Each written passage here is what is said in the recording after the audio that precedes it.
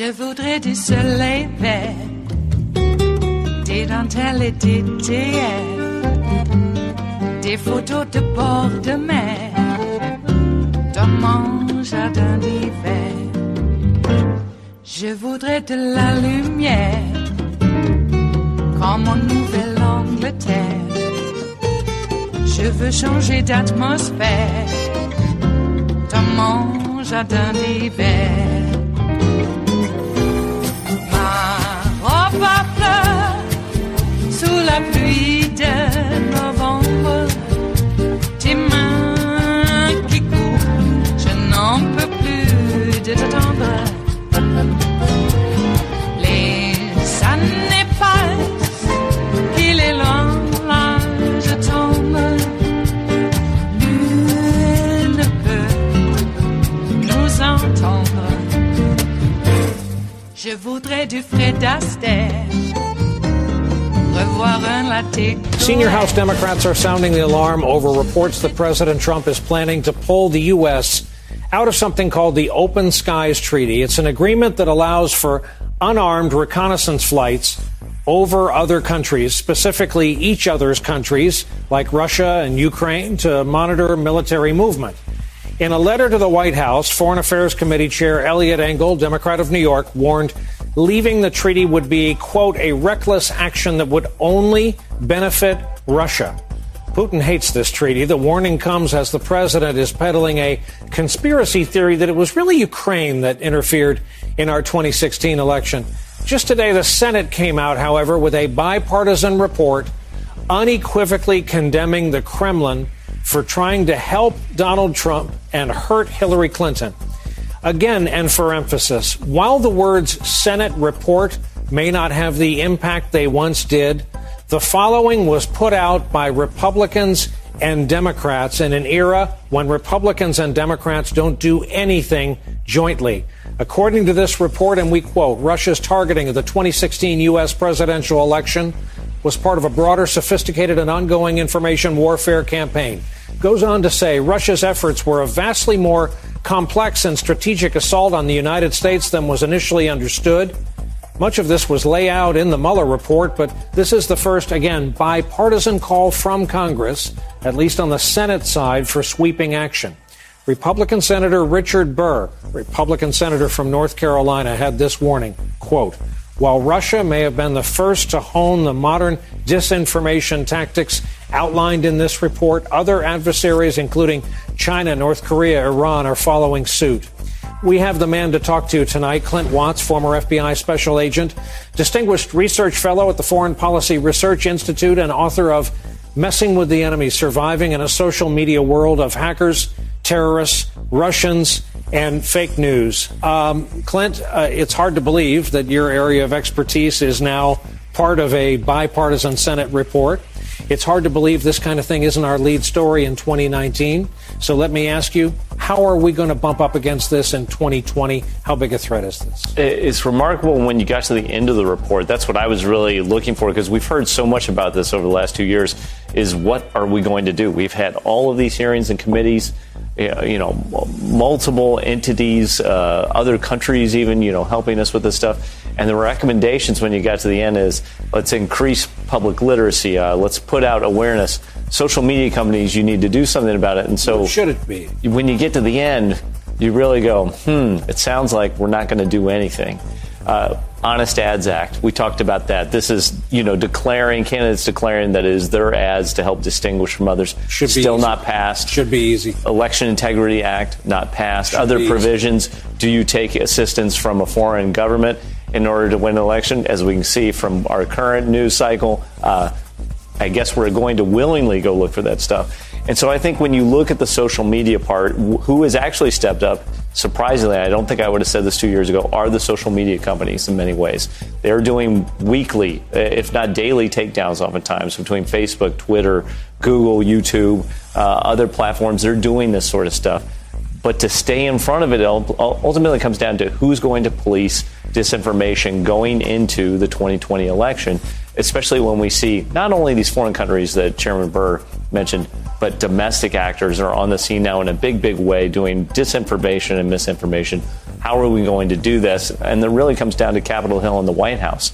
And it seems like on both sides of the end of Pennsylvania Avenue, we're seeing a ramp of that rhetoric instead of actually trying to tamp it down. And I was going to say, what about the backdrop we're operating under right now? DOJ's got its own report coming out that may read like something of a weird rebuttal to this. The attorney general's flying around the world talking to foreign governments about, hey, can you drop a dime on people on the home team back in the United States? That's dangerous. And even pressuring the Australians, who were the first to really tip off the FBI that there was an investigation we maybe should even look into. So when you look at that whole system, it even gives our adversaries great opportunities. Imagine Russia right now. I'm not saying they've done this, but what an opportunity in Ukraine. You have the president, reaching out to Ukraine, wanting dirt on his opponent.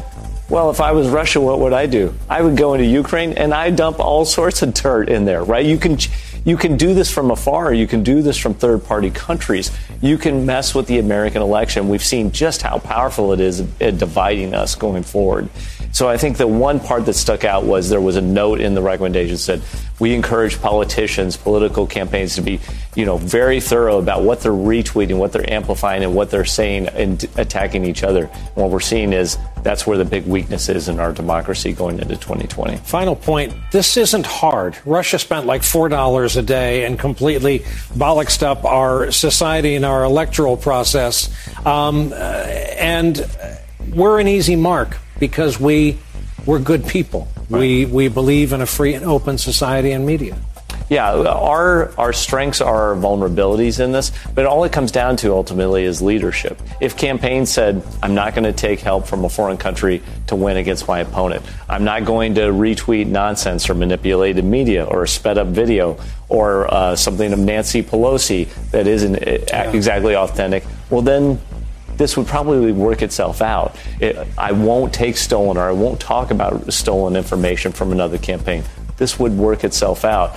Being held to the truth, being the bearers of facts, being the government that we can trust to do the best for all Americans, if they just did that one step, this would be completely ineffective, and you would not see a Russia, Iran, a China, or any other country be able to influence us from afar. It was nice to get this report out of our current Senate. It would be really nice to get what you're asking for from our current Senate. It is Thursday, the 10th of October of 2019, and you are in West Coast Cookbook and Speakeasy. I am your chef de cuisine, Justice Putnam, and our daily special is Metro Shrimp and Grits Thursdays. A little bit of jambalaya, a little bit of spice in your life. Oh my! Speaking of spicy, can you believe that? A bipartisan Senate report? Bipartisan!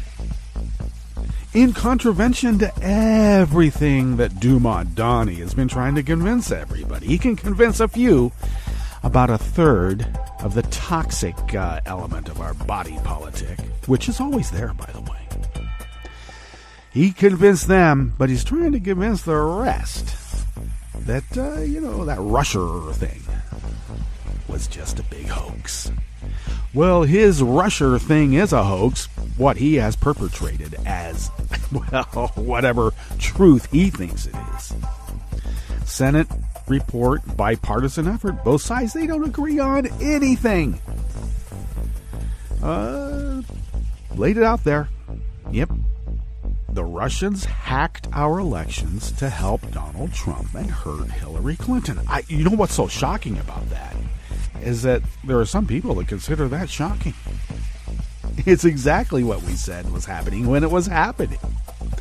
In fact, I am trying to trademark the term "I told you so." I just put the trademark symbol on there and see where it goes. Pretty soon I'll be able to collect "I know." We do live in that kind of society now. if they're going to get theirs, I might as well try to dip my beak too.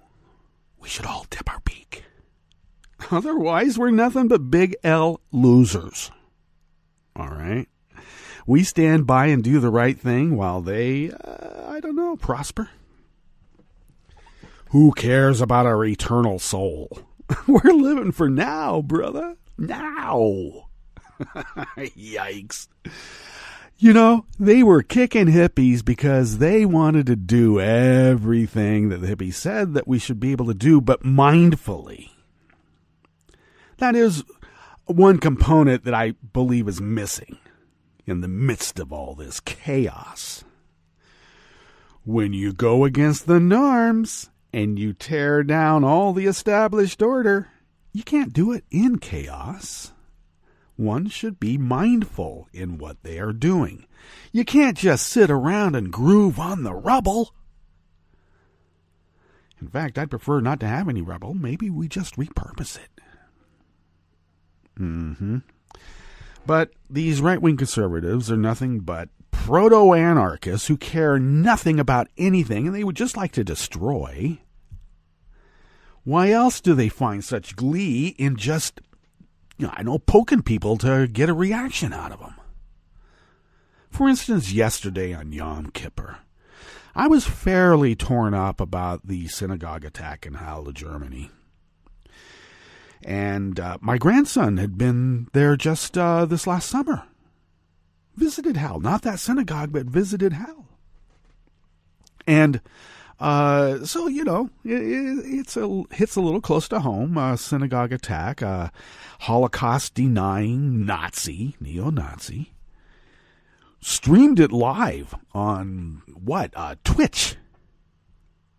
The attack killed 2 people outside the synagogue and then went inside and shot everything up.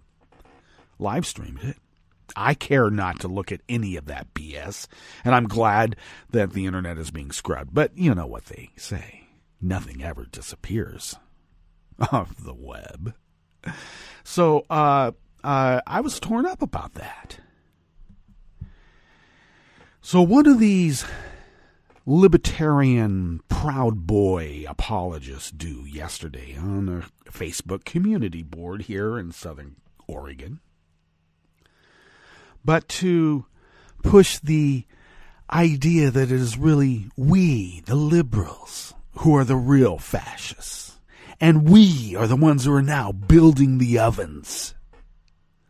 This is what this idiot is saying on Yom Kippur. On a day that a Nazi, Holocaust-denying Nazi, attacked and killed people at a synagogue in Halle, Germany. And it was just to be able to poke and get a rise out of someone and say, see, you don't know how to control your emotions. Well, you know what? Yeah, you touched a nerve, pal. You touched a big nerve. One fortunate outcome of all of this is that now, the great middle, the silent majority, the sleeping giant of America is stirring and awakening, and they are saying, Donald Trump, you are the opposite of everything that America is. Just like we punks and hippies said, I told you so, back in the day. All right. You don't listen to black women. They've been telling you for longer than the hippies and the punks. And what happens? We are where we are now, and we're suffering the consequences. How about those Kurds? Wow.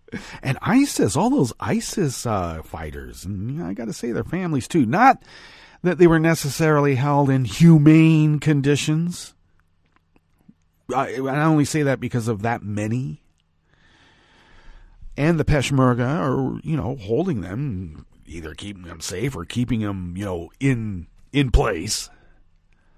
Rather, shall we say, frugal housing and whatnot. I would probably want to build, maybe a better icebox gulag, but that's just me. So, nonetheless, Trump is just happy to let them all go. He says, it doesn't matter. They're just going home back to Europe. What does that mean? Well, I'll tell you what it means. He's hoping that all of our allies get their just desserts because he is un-American and never has been for America. And they say he's for him. That's true. And just, I don't know, let's try a thought experiment. Say like a KGB officer, a former KGB officer who has become a mobster and is now running a mob state.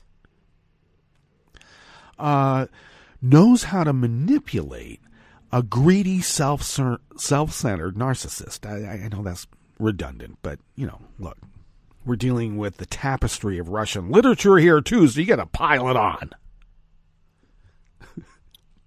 So this thought experiment continues, and what if that former KGB officer, now mobster, running a mob state, has the ability to manipulate that greedy, self-centered narcissist and upset the world order. Could that happen? Well, in this thought experiment, we don't even have to have a thought experiment. All we have to do is look at, the world as it is and how we got here. And we don't have to go back very far. I would say maybe we want to go back to when the Birchers were calling Eisenhower a commie. All right. Oh, and one other thing. Why can't we have a Captain Crunch court? Why does Captain Kangaroo get all the glory? Kangaroo court. These guys are such idiots. They don't even know pop culture in the most basic sense. I guess that just proves how young Matt Gaetz really is. Kangaroo court. Jeez. That goes right along with Banana Republic. In fact, Kangaroo court precedes Banana Republic. My God. This guy knows nothing. This guy, Matt Gaetz, and I should say, the vast majority of this toxic third of the body politic knows nothing about American politics, history, civics. They get some broad brushes and they put their own meaning to it. And the next thing you know, something that's not really the great experiment. What's on the rest of the menu here in the Bistro Cafe at West Coast Cookbook and Speakeasy? Talking about burning up the great experiment. After choosing profits over maintenance, California private utility giant Pacific Gas and Electric is forcing blackouts to punish its customers. How dare you? How dare you say anything against us when we've been killing you because we would rather make money than do the maintenance that we were actually given the money for. As the national debt creeps closer to $1 trillion, Treasury officials are trying to make it easier for Wall Street to move money offshore and therefore not pay any taxes on it because taxes are bad. And the U.S. arrested a counterterrorism analyst over leaks to NBC journalists about Russia and China weapons systems. The weapon systems of a hostile foreign power. Both of them. Apparently that is illegal in America. After the break, we move to the chef's table, where Mike Pompeo said the U.S. did not give Turkey a green light to attack the Kurds, after Trump gave them a green light to attack the Kurds. Now, that's a thought experiment I still haven't been able to figure out. Maybe we can all do it together. And China is set to restrict visas for U.S. visitors with anti-China links. Oh, really? You're going to look at our social media inventory and see if there's any likes or retweets that might be construed as anti-China? You mean if we happen to have read a story about Taiwan, will that prevent me from visiting Shanghai? All that and more. On West Coast Cookbook and Speakeasy, bon appetit.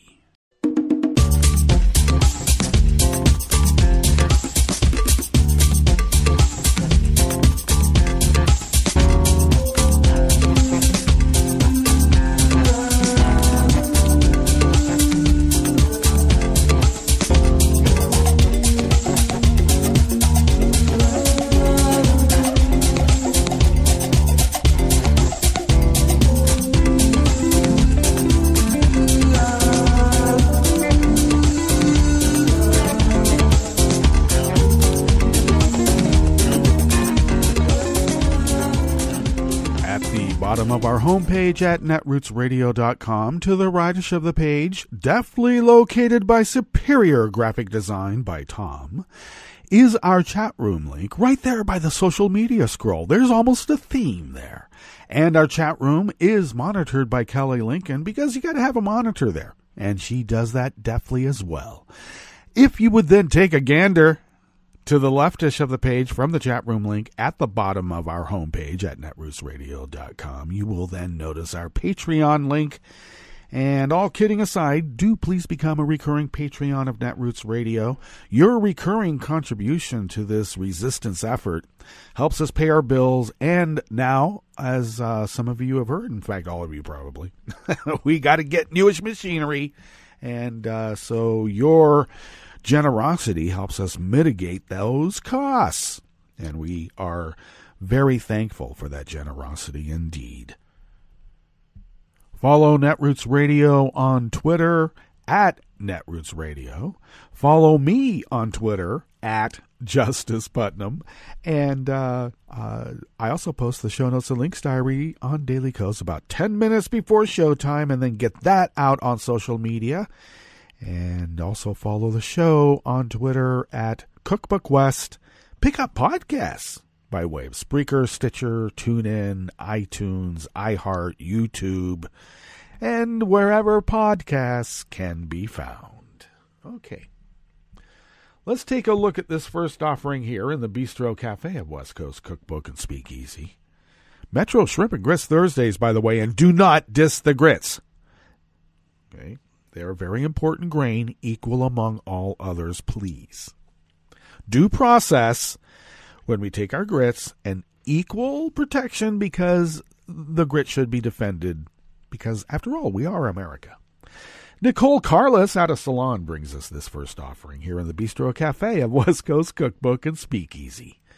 Californians knew that a power outage was coming, but figuring out when and where and whether they were affected proved an exercise in futility for many, and I would say it's a feature, not a bug. PG&E, Pacific Gas and Electric, is punishing the ratepayers of California for deigning to sue and hold them criminally liable for their crimes. Hi, neighbors. I'm having a hard time figuring out the map they provide, one neighbor wrote. Are we within the outage area? Well, in the Bay Area, confused residents and business owners in East Oakland communed on local social network Nextdoor to figure out who was with or without power. Others weren't so lucky to have the opportunity to prepare. They only found out when attempting to turn on their appliances, because PG&E in their great and infinite wisdom decided to give some ratepayers only an hour to an hour and a half to prepare for 5 days of electric outage. And I'm not talking about some rural area where it only affects, just a few hundred or a few thousand people. We're talking about 500,000 people in the East Bay. Okay, I'm sorry, 250,000 people in parts of the East Bay, 500,000 before that in the greater Bay Area. And then you go up into Northern California and the Siskiyous. It is a punishment. They killed people. They are being held liable for billions of dollars in property losses. They have declared bankruptcy. They're doing everything within their legal power. Infinite wisdom of legal prowess to avoid being held to account. They are a private concern. Maybe this is what government is for. As described by Daniel Swain, a UCLA climate scientist, the move is a necessary bad idea in the short term. It has high likelihood of preventing additional catastrophes like in Santa Rosa and Paradise, but shifts costs from utilities to communities in highly inequitable ways and creates new fire risks. The economic costs of widespread power outages are staggering, And the poorest and infirm will be hit hardest. How about this? Dialysis centers and small clinics will have to close for the duration of the outages. Though PG is positioning the move as a preventative measure, it was also avoidable. The company chose to diverting money from power line undergrounding projects, among other infrastructure initiatives, to other high-priority system improvements, like boosting corporate profits and paying executives even more, and that's how it was on the ledger. High-priority system improvements. They were allowed or given money by ratepayers to put the lines underground so they would not be damaged by wind and cause big old wildfires. And what did they do instead? They moved that money to high-priority system improvements by boosting corporate profits and paying their executives even more. Despite their recent bankruptcy filing, the company's chief executive officer, Bill Johnson, received an annual base salary of $2.5 million for a 3-year contract, double the salary of the previous CEO. In 1994, the company's failure to trim trees near its power lines led to the Trowner fire in Nevada County, California. In 1997, a jury found the company guilty on 739 counts of criminal negligence for causing that fire. Thanks to a subsequent California Public Utilities Commission investigation, the public learned that between 1987 and 1994, PG&E diverted $495 million from its budget to maintain its systems to boost corporate profits. Decades later, another investigation by the PUC found that PG&E diverted more than $100 million in gas safety operations and collected from customers over a 15-year period to spend on bonuses for their executives. And the investigation linked its inadequate safety culture to the pipeline explosion in San Bruno, California, just south of San Francisco, on September 9, 2010, which killed 8 people. And in 2017, 4 fires occurred in California's wine country because trees hit PG&E power lines. And the company is also responsible for the 2018 Camp Fire, which was the deadliest in the state's history. Now, despite the corruption that was documented in the late 90s and early 2000s, in 2017, state regulators approved spending $60 million to move existing PG&E electric lines underground. And the tactic would shield exposed power lines from gusty winds that spread fires. But the company only spent $28 million on the initiative. And in 2018, an investigation found records of unused funds belonging to cities and towns, and by 2016, nearly $44 million were unspent because they hadn't figured out how to put it on the ledger to give it to their executives instead. Now, currently, PG&E is going through Chapter 11 bankruptcy from the 2017 fires as victims of the Camp Fire have filed millions of dollars in damage suits against the utility company. So why not punish the whole state, and particularly those damn ratepayers, for telling the company what to do?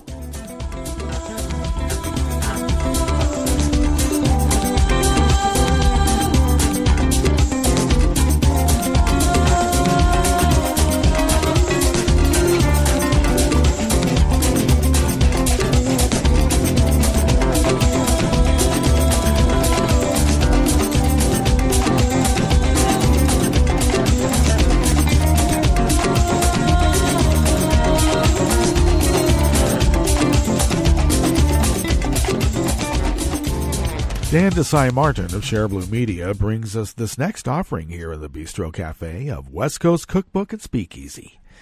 The Treasury Department is mulling plans to weaken or eliminate an Obama-era regulation meant to discourage companies from moving their cash offshore to avoid paying taxes.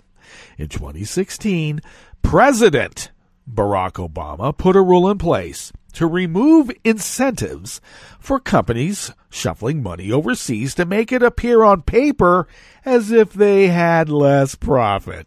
Lower profits would mean a lower tax bill in the U.S. Treasury is contemplating this move at the same time the CBO reports that the national deficit is just shy of $1 trillion.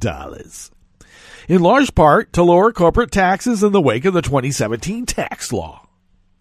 The 2017 tax law saw a massive financial windfall for Wall Street corporations, with taxes lowered from 35% to 21%. Since the bill became law, corporations have paid less taxes or even no taxes, with questionable benefits to the economy as a whole. Well, look, if you're trying to deconstruct the administrative state, don't you want to starve it so you can get it down to the size where you can strangle it to death in a bathtub? And it's not just Wall Street corporations that benefit from the law, so are American billionaires. A new study reported that in 2018, for the first time in U.S. history, billionaires paid a lower tax rate than working-class Americans, in part because of a lower tax rate from the 2017 law, which the Post, or Washington Post, called a tipping point and windfall for the wealthy. Yeah, I would think. I would call it, shifting wealth up to the top. That's one way of putting it, too.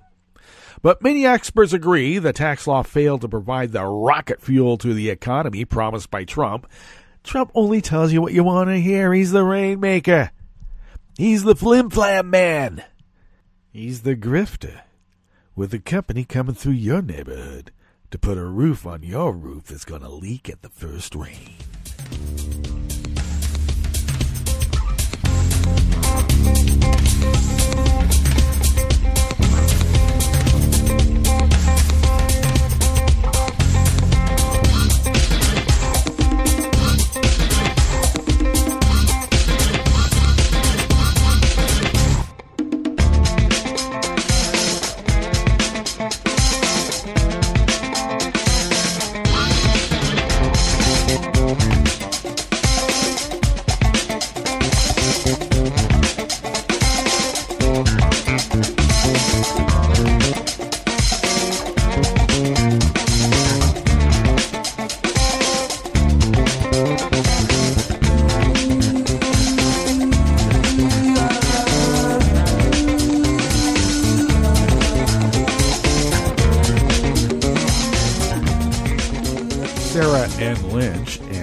Sullivan of Reuters bring us this final offering here in the Bistro Cafe of West Coast Cookbook and Speakeasy. A counterterrorism analyst with the U.S. Defense Intelligence Agency was arrested yesterday, Wednesday, over charges he leaked classified materials about a foreign country's weapon systems to two journalists in 2018 and 2019, the U.S. Justice Department said in court filings yesterday, which happened to be Wednesday also. Information that 30-year-old Henry Kyle Freeze passed to the journalists appeared in at least 8 different news stories. And that's the Justice Department is alleging in an indictment unsealed in the U.S. District Court for the Eastern District of Virginia. The two reporters to whom he leaked information were colleagues, and one of them was apparently romantically involved with Freeze, the FBI said in court filings. Well, Trump did say he was going to get rid of all these leakers, and if you're trying to, have some sort of backdoor deal with Russia and China to deconstruct the administrative state in America for a price, apparently, you sure as hell don't want anybody upsetting the cart on that one, do you? By exposing it. Now, I can understand why maybe talking about foreign weapon systems, hostile foreign power weapon systems, might be construed as dangerous because it might expose methods and procedures that our intelligence agencies use to get that information. But when has that ever stopped Donald Trump? I mean, he just gives classified information in the Oval Office to Putin through Kislyak and Lavrov, and we only hear about it because it's like made public on Russian TV and media. And we find out about similar situations coming out of China. So I wonder why. And it was NBC reporters, by the way. And the romantically involved couple weren't not romantically involved at the time that this supposed leak took place.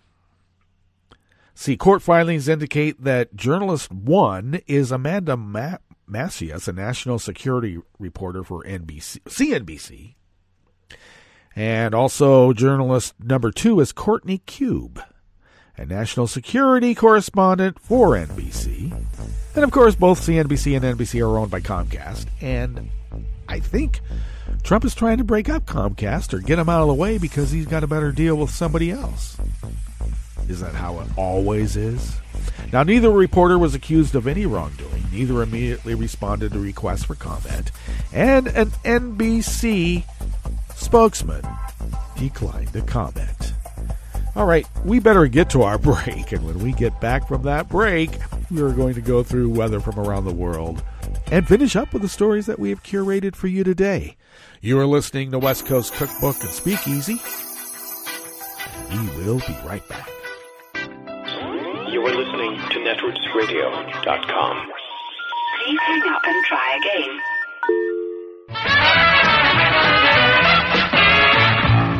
From a point at sea to the circles of your mind, a new force is at work for planetary transformation.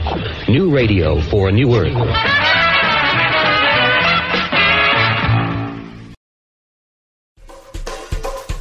This is Scientific American's 60-Second Science. I'm Steve Mirsky. This year's Nobel laureates in physics have painted a picture of a universe far stranger and more wonderful than we ever could have imagined.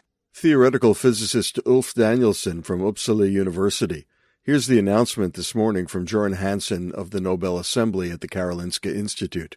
The Royal Swedish Academy of Sciences has today decided to award the 2019 Nobel Prize in Physics with one half to James Peebles for theoretical discoveries in physical cosmology, and the other half jointly to Michel Mayor and Didier Queloz for the discovery of an exoplanet orbiting a solar-type star. James Peebles was born in 1935 in Canada, in Manitoba, and he has had his career largely at Princeton University, where he is today the Albert Einstein Professor of Science. Michel Mayor was born in 1942 in Lausanne, in Switzerland. He is Emeritus Professor of Astronomy at the University of Geneva, Université de Genève in Switzerland. Didier Queloz, finally, was born in 1966 and is also from Switzerland. He's currently Professor of Astrophysics, both at the University of Geneva and at the Cavendish Laboratory of the University of Cambridge in the United Kingdom. Back to Ulf Danielsson. At the time of its discovery, in the mid-1960s, James Peebles realized the importance of cosmic radiation. Through his work and new ways to observe and measure our universe, cosmology evolved into a science of precision based on the mathematical foundation. Michel Mayor and Didier Queloz, they are awarded the Nobel Prize in Physics for the discovery of a planet in orbit around another sun. They couldn't see the planet directly, so they had to use other methods. When a planet is orbiting a star, the star wobbles back and forth. The effect is tiny, and you need care and ingenuity if you want to detect it. Through the study of these exoplanets, we will learn more about the physics of how planets form and evolve, and get a new perspective on our planetary home. For an in-depth listen about the 2019 Nobel Prize in Physics, look for the Scientific American Science Talk podcast later today. For Scientific American's 60 Second Science, I'm Steve Mirsky. Hi, it's Tom. Could we humbly suggest your donation to netrootsradio.com? All we've got to run this 24-hour powerhouse of progressive resistance radio is what comes out of our own wallets. And you are our biggest donor. It doesn't take much, $3, $5. Just go to the bottom of our netrootsradio.com page and hit our secure donate button. Heck, you can even make a recurring contribution, and you'll get a wondiferous pair of Netroots radio stickers for application to your backpack, your bumper sticker, or your banjo. Well, it's up to you which backpack you want to put it on. So donate what you'd like at the bottom of our netrootsradio.com's homepage, because you are our biggest donor. netrootsradio.com. Together, we are Resistance Radio.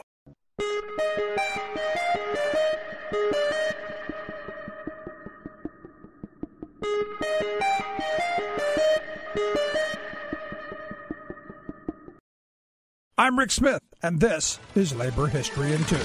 On this day in labor history, the year was 1933. That was the day that 40 armed cotton growers shot at a group of striking workers in the small town of Pixley, California. That year, a wave of labor unrest had swept through the fields of California's agricultural industry. Nearly 50,000 workers participated in strikes throughout the year. The Agricultural Workers' Industrial Union led many of the strikes. The American Federation of Labor also led 2 walkouts. Workers were angry over declining wages and the harsh working conditions of agricultural life. The Depression had slashed wages. Cotton field workers in the San Joaquin Valley had seen their wages cut by as much as 75%. 3/4 of those workers were Mexican. As cotton harvest season neared, the workers organized to strike. They demanded $1 for every 100 pounds of cotton they picked, and recognition of their union. The growers offered 60 cents. At the peak of the strike, an estimated 12,000 to 18,000 workers had walked off the job. Anger mounted. Armed growers attacked striking workers, demanding they return to work or leave California. Strike leaders were arrested. In Pixley, the growers formed a Farmers Protective Association. They claimed to have as many as 600 members. Reportedly, one manager of a cotton gin told the farmers, "The time has come for us to take the law into our own hands and drive the strikers from our farms." The simmering tensions boiled over. As highway patrolmen looked on, a band of growers shot into a group of unarmed strikers. At least 2 strikers fell dead. The violence resulted in public outcry and federal intervention. The workers received federal relief, and a mediator helped to settle the strike. And in the settlement, the workers would receive 75 cents per 100 pounds of cotton. Like what you hear? Check out more at laborhistoryin2.com. I read the news today, oh boy. It's time for Nicole Sandler's What's News from NicoleSandler.com and the Progressive Voices Network. Now, the Kurds are fighting for their land, just so you understand. They're fighting for their land. And as somebody wrote in a very, very powerful article today, they didn't help us in the Second World War. They didn't help us with Normandy, as an example. They mentioned names of different battles. They were there, but they're there to help us with their land. And that's a different thing. That is the President of the United States trying to justify his decision to withdraw U.S. troops from northern Syria and allow Turkey to invade and attack the Kurds, our allies in the region who did all the heavy lifting on destroying ISIS. It was just one of a long string of offensive statements made by Trump during a press conference Wednesday after he signed another executive order. Turkey launched its military offensive into northeastern Syria earlier in the day, hammering Kurdish forces with airstrikes and artillery fire.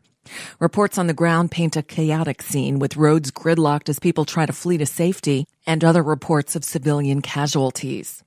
The Kurdish forces have stopped their counter-ISIS operations to focus on defending themselves against the Turks, raising fears that all this could lead to a resurgence of ISIS. U.S. officials have also expressed concern that thousands of ISIS fighters may escape from prisons in Syria.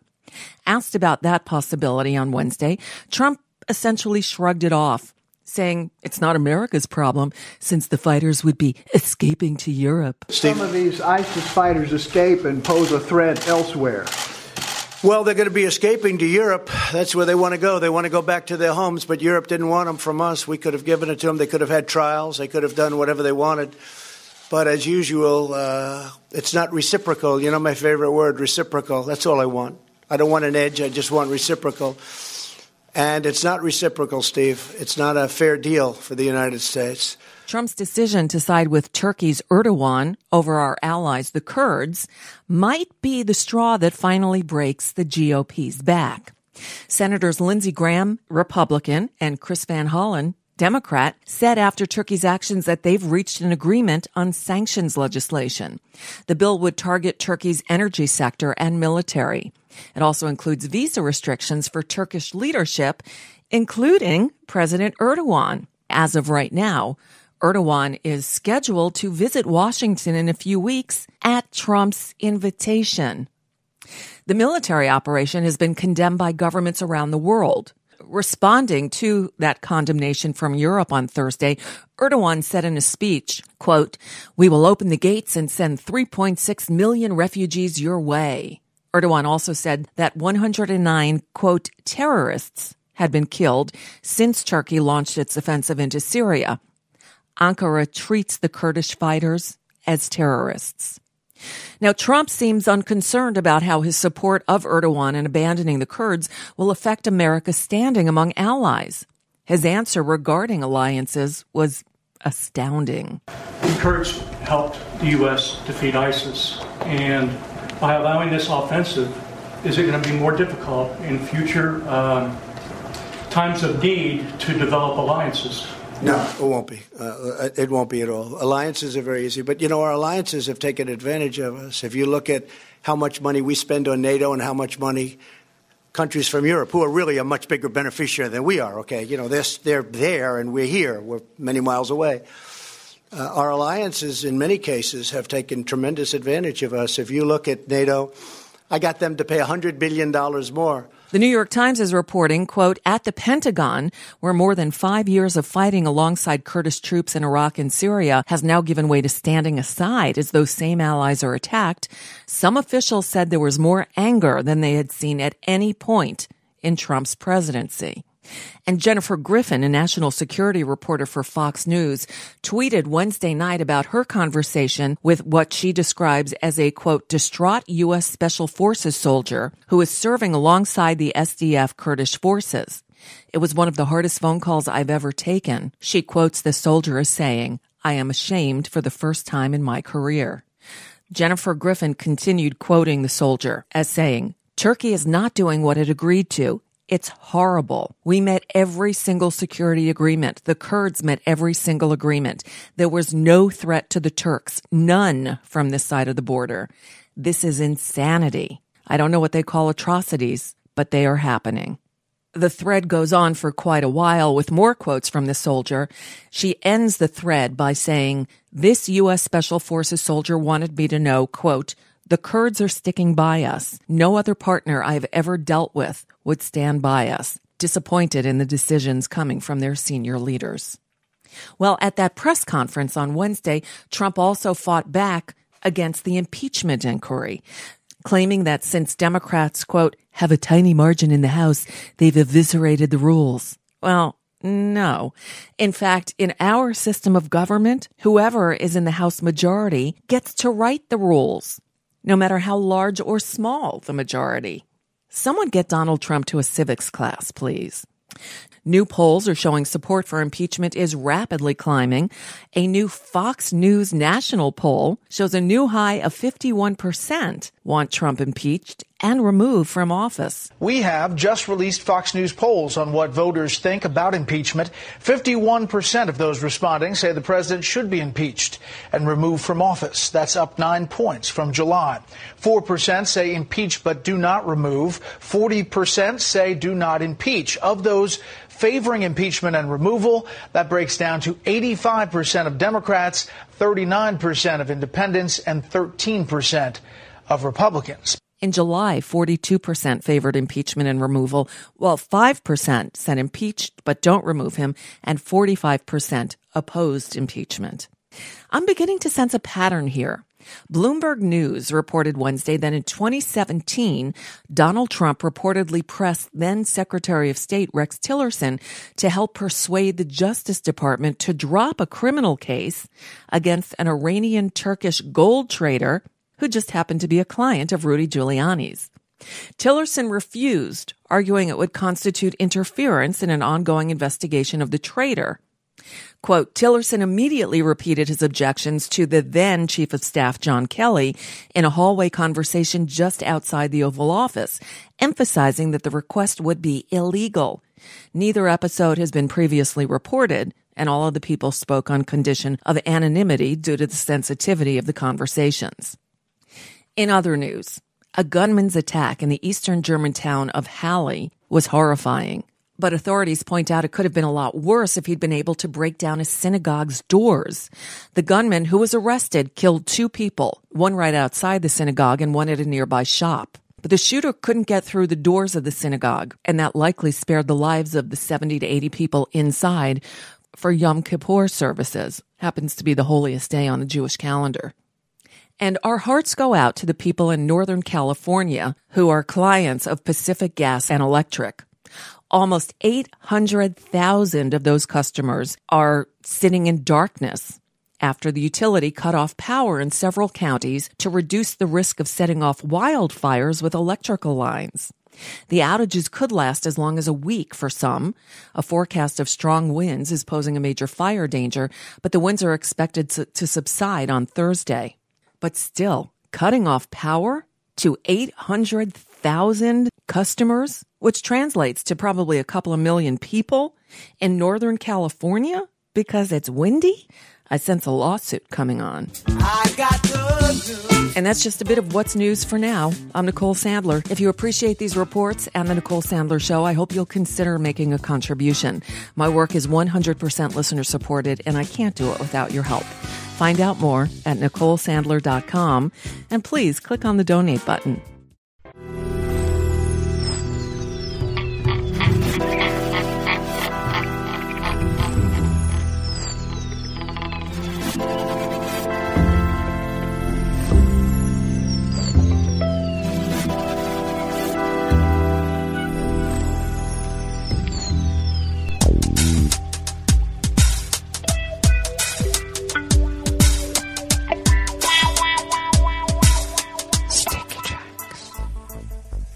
Thank you for accompanying us here to the Chef's Table at West Coast Cookbook and Speakeasy, Metro's Shrimp and Grits Thursdays. We always begin weather from around the world along the banks of the Rogue River and the Rogue River Valley of Southern Oregon on the west coast of the continental United States of America, where it is currently 33 degrees Fahrenheit.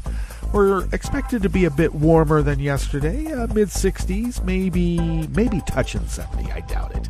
Though we will be touching 70 tomorrow with an overnight low in the low 40s, so hopefully we will be out of our current freeze warning. Winds will be picking up out of the east at 5 to 10 miles per hour in about an hour or two. Clear skies overnight with abundant sunshine today and tomorrow. Ragweed pollen is low. The air quality index locally is good at 24 parts per million. And that daytime UV index has dropped a notch down to 3 while remaining in the moderate range. Barometric pressure is rising at 30.28 inches. Visibility is up to 9 miles. And the relative humidity is down to 60%. Weather from around the world is brought to you by people's personal weather stations that they purchased. These people planted these purchased personal weather stations somewhere on their property, and these people positively live around the world.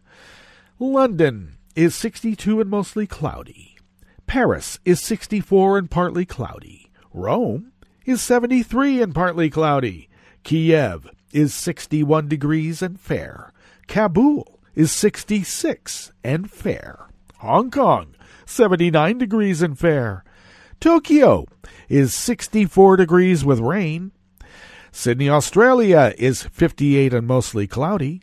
San Francisco, California is 60 degrees and sunny with looks like about 90% chance of power outages.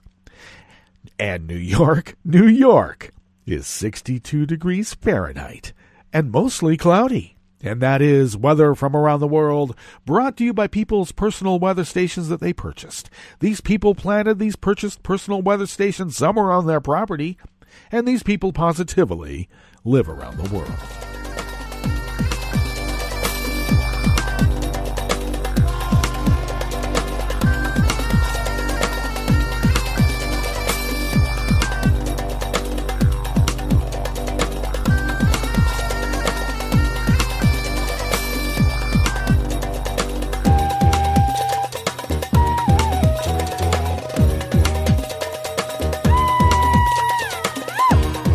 Anonymous worker bees out of Reuters bring us this first amuse-bouche here at the chef's table at West Coast Cookbook and Speakeasy. The United States has not given Turkey a green light to invade Syria, U.S. Secretary of State Mike Pompeo said yesterday, Wednesday, late, but added that Ankara had legitimate security concerns and that Donald Trump made a decision to move American soldiers out of harm's way just in case. And he was speaking to broadcaster PBS, the public broadcasting system solely owned pretty much by the Koch brothers, except one's dead now. Pompeo dismissed widespread concerns over the resurgence of the Islamic State in Syria because Mike Pompeo knows which side of the bread he dips his beak in.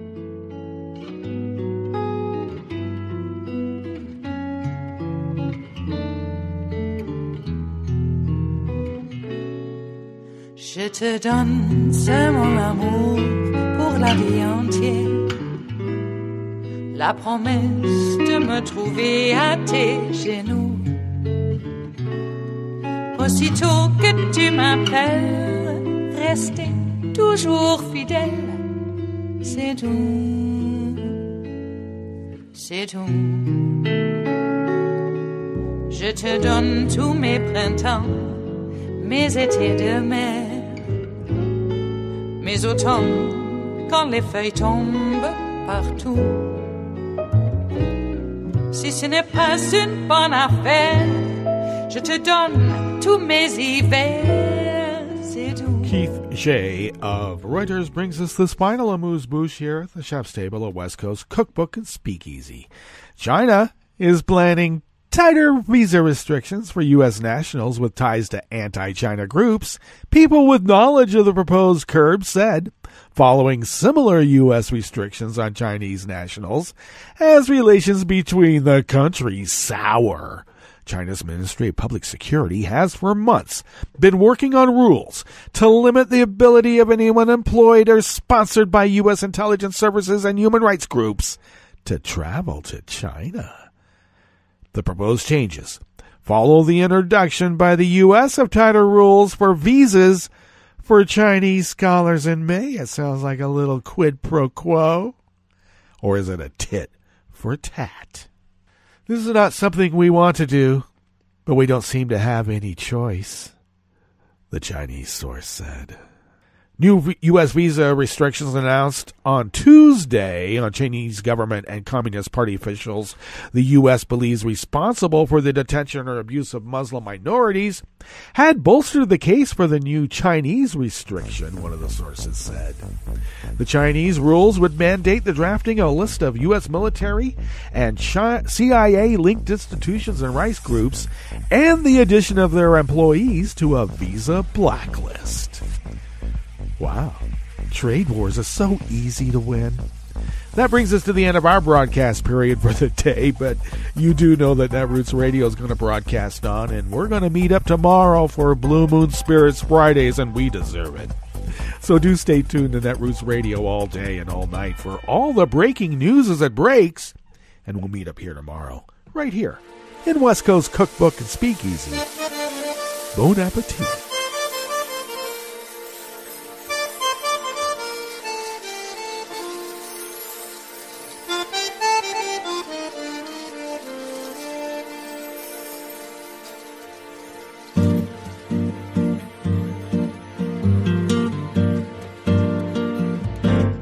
Je voudrais du soleil vert, des dentelles et des théâtres, des photos de bord de mer, dans mon jardin d'hiver.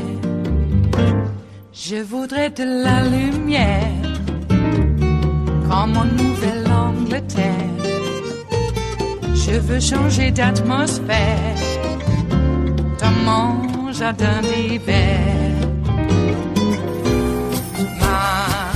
Ma fleur sous la pluie de novembre, tes mains qui courent, je n'en peux plus de t'attendre. Les années passent, qu'il est loin, là je tombe. Nul ne peut nous entendre. Je voudrais du Fred Astaire, revoir un latte Goël. Je voudrais toujours te plaire, dans mon jardin d'hiver.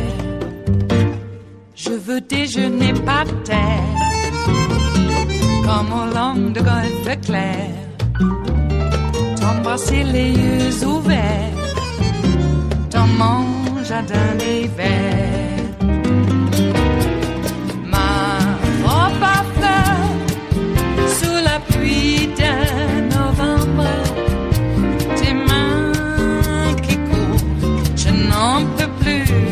Attendre. Les années passent, il est loin, là je tombe. Nul ne peut nous entendre. Ba-da-da-dum-di-da-dum, ba-da-da-dum-di-da-dum, ba-da-da-dum-di-da-dum, dans mon jardin d'hiver. Ba-da-da-dum-di-da-dum, ba-da-da-dum-di-da-dum, ba-da-da-dum-di-da-dum, dans mon jardin d'hiver, dans mon jardin d'hiver, dans mon jardin d'hiver.